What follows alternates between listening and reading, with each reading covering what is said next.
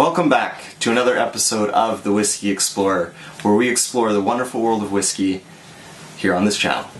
So today I have a pretty cool bottle for you guys. I can't say that this is very original. It's definitely been done by many of the other channels out there, but this is a good one for all you mooches out there, and here's why. So my brother lives in Calgary, and they have by far a superior whiskey selection than we have here in BC. So I'm here based in Victoria on Vancouver Island in British Columbia. My brother is just about 20 minutes outside of Calgary in a little suburb there, and they have the private system for their liquor stores. So there is no province controlled, which in the States would be a state controlled liquor store or liquor board. They have a completely privatized system. So the competition is way more fierce there. And for some reason, even when I visited him, we looked all over for it, we could not find Famous Grouse in the bottling we have here tonight, which is a vatted malt. So not a single malt, but a blended malt, but malts only, no grain whiskey in this one. Okay, so this is Famous Grouse, the Naked Grouse.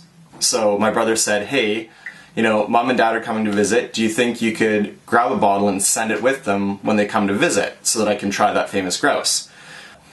What I like about tonight is that I've got this one unopened. So I'm going to get that, hopefully that lovely cork sound that we all love. And I'm going to actually open this. And sorry, James, I'm going to have to do this to you, bud, but I got to mooch tax it, and you knew this was coming.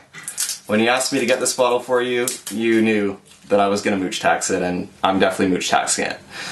And I'm just going to bring it just a little bit closer to the camera there so you guys can get hopefully a good look at the bottle. And this one here is, as the name suggests, no label, no main label on the bottle, and we've got just the embossed grouse there for Naked Grouse. So I think that bottle's pretty well done. Let's get a little bit of cork action going. So I'm going to come a little bit closer to the camera, hopefully we can get the cork going. Oh yeah, there she goes.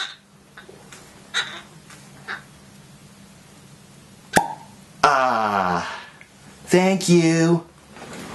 So, always got to smell the cork. I mean, if you've got a bottle where you've got a cork, smell the cork.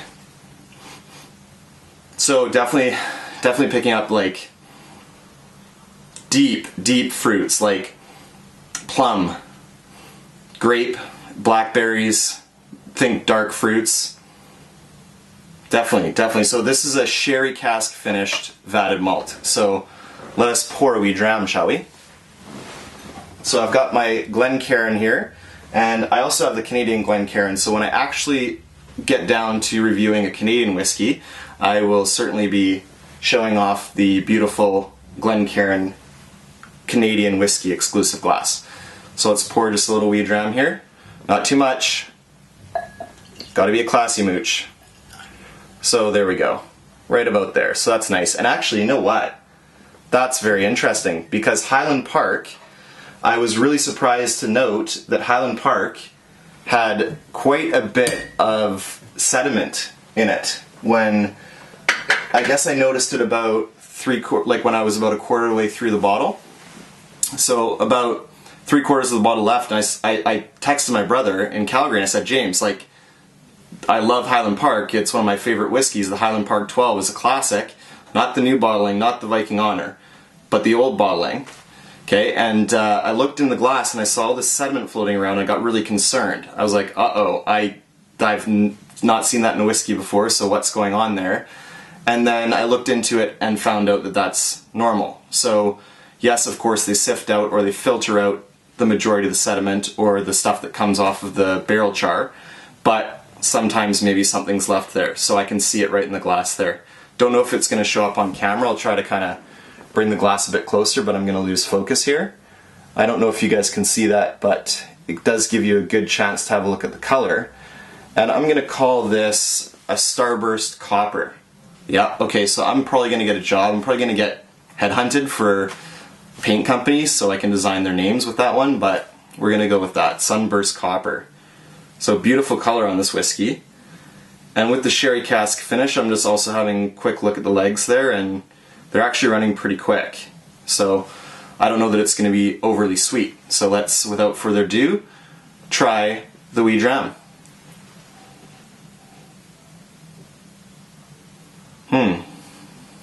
Okay.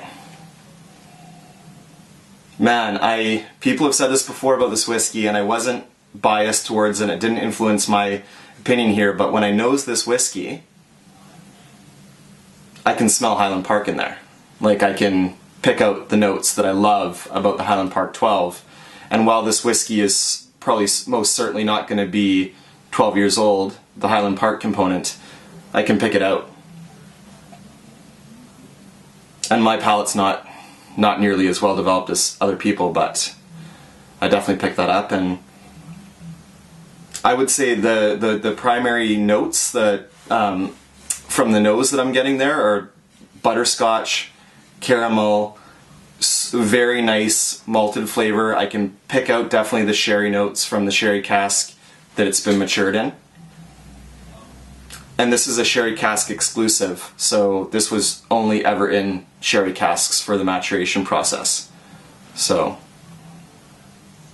it's definitely not, you know, the Highland Park 12 that I'm used to that has a little, you know, a little wisp of smoke to it. This is something a little bit different. This is sweeter. Definitely getting some fruits in there, so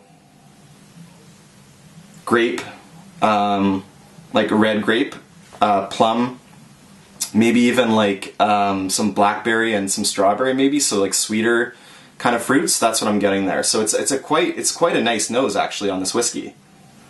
I'm really enjoying that nose, and I do get it's a hard tasting note to describe. It's not quite smoke, but it's the idea or the remembrance of smoke that I'm kind of getting just on the very kind of end of the nose there, picking up that Highland Park scent. So let's give this guy a try. Let's give it a whirl.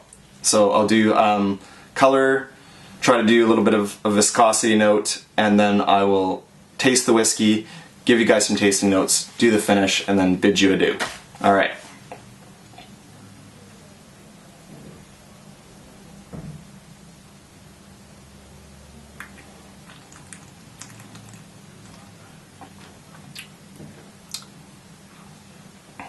Ooh. Wow. I think that's quite hot. This is a 43% ABV bottle. We don't have any information about whether or not it's chill filtered or colored, so we can definitely assume there's some E150 coloring in there, and we can also assume that it's chill filtered. For a whiskey that is a vatted malt, and at this price point, I would have expected a little bit of a smoother entry into the palate. So that palate comes off as, to me, quite harsh. And mind you, I just opened the bottle, so it hasn't had any time to breathe, but I can taste the youth of this whiskey. So if it's an age statement and a nicely matured whiskey that you're after, this is probably not your glass. Let's go in for a second sip. So I didn't get too much on the first sip, and that often happens that when you take your second sip, the flavors start to develop and your palate's had a little bit of a chance to acclimate, and you can pick out more of the actual flavor profile of the whiskey.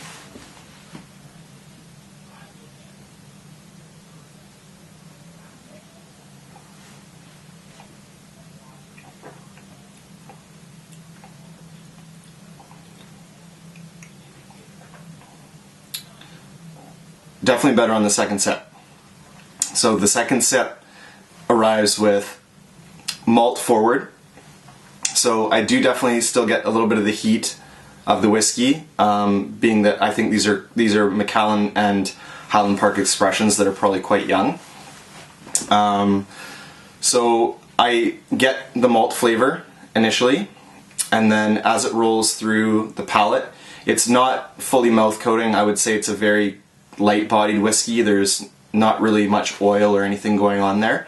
It's definitely not a full mouthfeel. So I'm picking out the butterscotch notes are coming out, and the caramel, which is that classic kind of malt flavor. And I definitely do get some fruits in there as well. So the fruits that come to my mind are definitely the dark fruit notes. So more of the ones I described that I was getting on the nose. I'd say the nose doesn't fully match what I'm experiencing on the taste or the palate, but nevertheless, it's definitely a fruit-based, kind of fruit flavor profile that I'm picking out, and I think that the fruits there are the dark plum and blackberry, and I would say the grape is a good one to go on, and I would say definitely like black cherry or even red cherry. It's definitely in there. So if you like that type of flavor profile, I don't think you're going to be that disappointed with this whiskey. And the nice thing is, again, it's 43 bucks Canadian. So if you're in the States, you're probably picking this up for, could be as little as 25 bucks US, and that's, I mean, for a daily sipper, that's pretty good value. So you may like that. Gonna do one more and then we'll finish up here.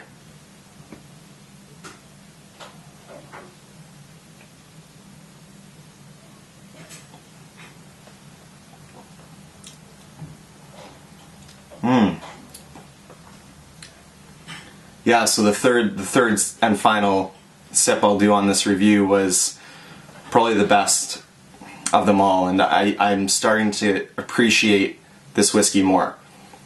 So I'm starting to get more of the sweet flavor profiles coming out from the sherry finish. So I'm definitely getting some more sugars in there, so more of the butterscotch, more of the caramel, more of the, a little bit more smooth in terms of the overall flavor profile.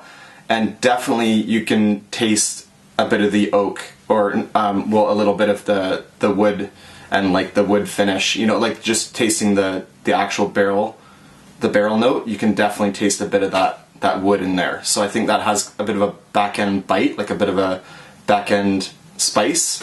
Not quite like black pepper, but there's definitely a bit of a spicy note to kind of finish it off, and that's sort of where the finish goes. And this, I would say,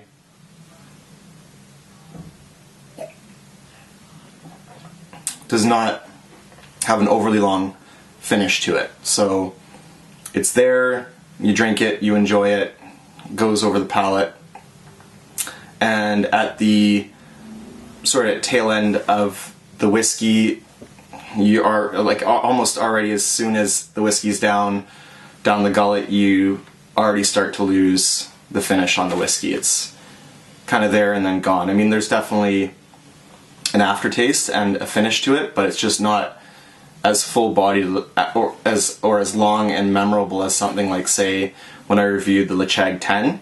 I mean, that just seemed to last forever. And it was like, you know, I could probably savor a dram of that for the whole night.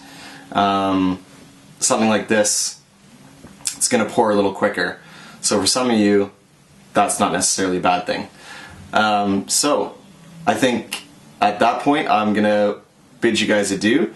So until next time, this has been the Whiskey Explorer. So if you haven't subscribed or liked the video, please do so below. And if you want to continue to support me in reviewing interesting and exciting whiskeys, please consider checking out the Patreon page as well.